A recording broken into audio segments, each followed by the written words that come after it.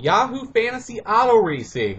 The Tucson Racing Group Week 25 is in the books after the race at the Atlanta Motor Speedway. The Emory Healthcare 500 was held Sunday night over the holiday Labor Day weekend. The winner of the race, Tony Stewart, picks up his first victory of the season. He was followed closely in pursuit by Carl Edwards, Jimmy Johnson, Jeff Burton, and Kyle Busch rallied for fifth.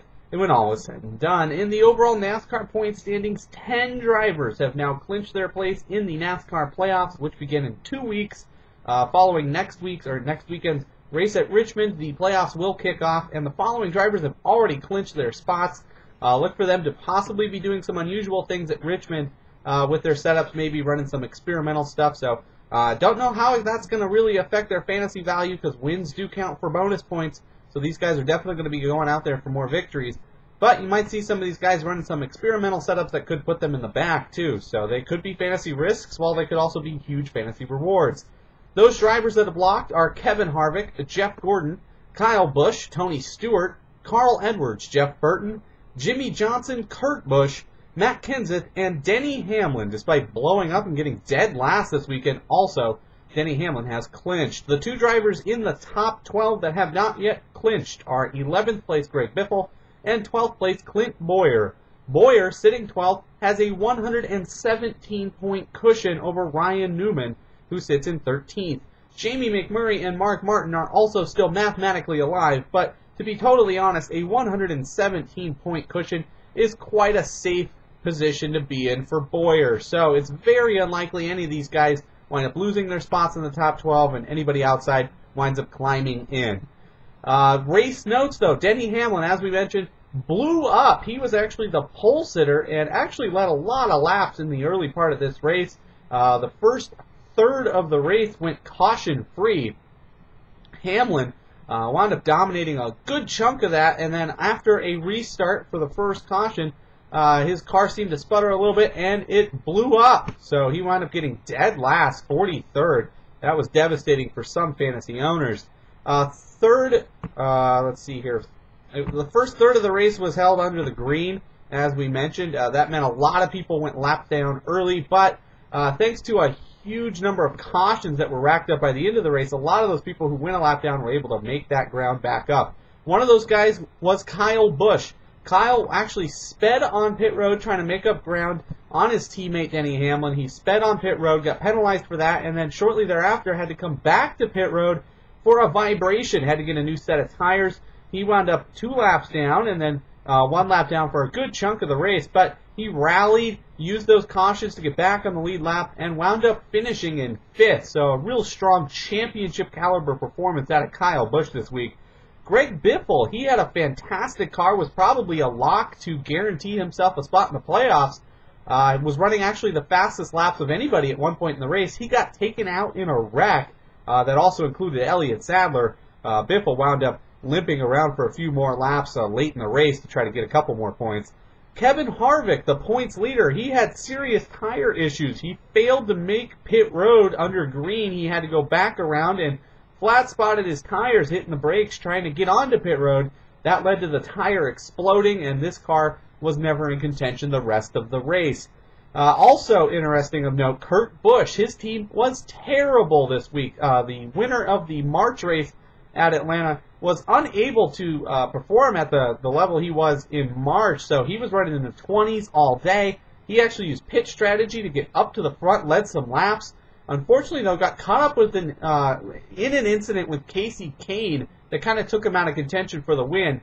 Coming off of turn 2, Jimmy Johnson made a daring pass on the high side of Casey Kane. This caused Kane's car to get really loose, jacked up the rest of the field. He got rear-ended by Ryan Newman and Kyle Busch, and he went sailing into Kurt Busch's door.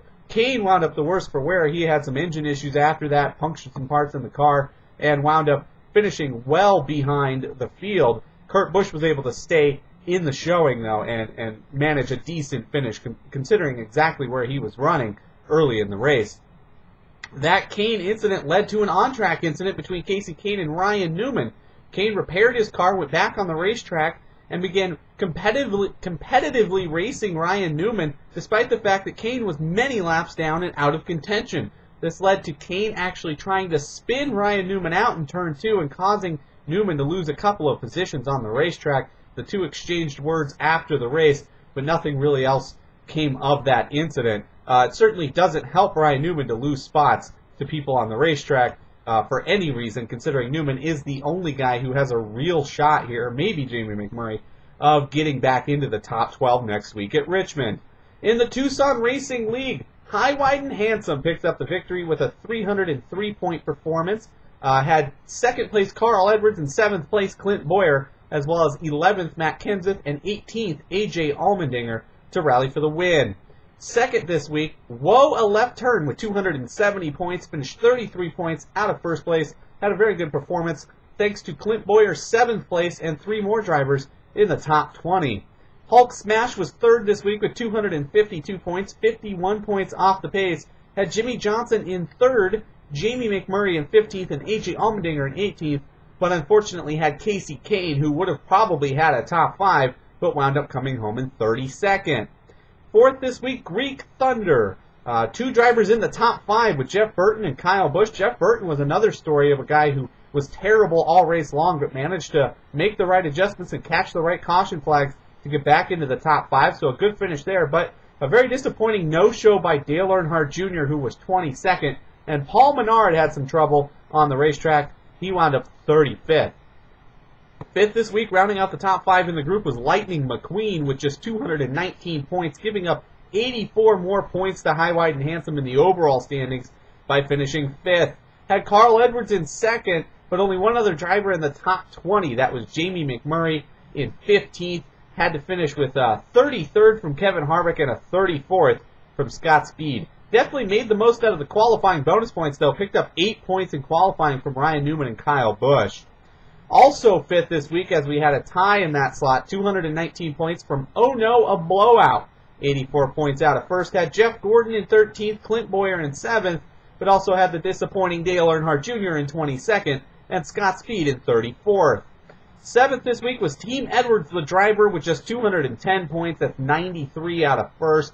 Had Jeff Burton in 4th, but no other drivers in the top 15. Had Regan Smith for 17th, Brad Keselowski, who had a disappointing run, in 25th, and the last place Denny Hamlin out of Group A. 8th this week was The Wall Always Wins with just 185 points, over 100 points out of first this week. Very disappointing run for this team. The best driver on the squad was Jamie McMurray in 15th, Regan Smith in 17th, and then Casey Kane 32nd and Denny Hamlin in 43rd. 9th this week was Kane Rules with just 10 points, picking up the 10 bonus points from Denny Hamlin's qualifying effort. In the overall standings, High, Wide, and Handsome now with 6,858 points. Lightning McQueen with 292 points back now, sitting in 2nd. Quite a gap has opened up there between 1st and 2nd, but a big gap still between 2nd and 3rd as McQueen leading Hulk by a good distance. Hulk Smash is now 3rd with 444 points to make up on 1st place. The Wall Always Wins sits 4th with a gap of 580 points to the leader. 5th right now, Greek Thunder, who is 784 points out of 1st. 6th is Team Edwards, 881 points out of 1st. 7th, Whoa, a Left Turn, over 2,000 points out. Blowout the same, sitting 8th, over 2,000 points out. And Kane Rules is 4,655 points out of 1st place. Next week is Saturday night racing. Richmond International Raceway is going to be the scene, the 3/4 mile oval in Richmond, Virginia, for the Air Guard 400. It's the final regular season race in the NASCAR season before the playoffs kick off in 2 weeks at Loudon. The playoffs now do not change the way the fantasy game is played, so just want to make that clear to everybody. Everything stays the same as far as fantasy auto racing is concerned. You're still picking drivers. Nothing changes the way the scoring is done or anything like that. Your pool is going to lock Friday at 2 a.m., so you'll want to make sure you have your lineup set, or at least the pool of drivers you'll be choosing from. And then starters will lock Saturday at approximately 4:30 p.m. before the race gets underway, just before 5 o'clock at Richmond. So we'll hope to see you back next week for another quick take here from the Fantasy Racing Auto League.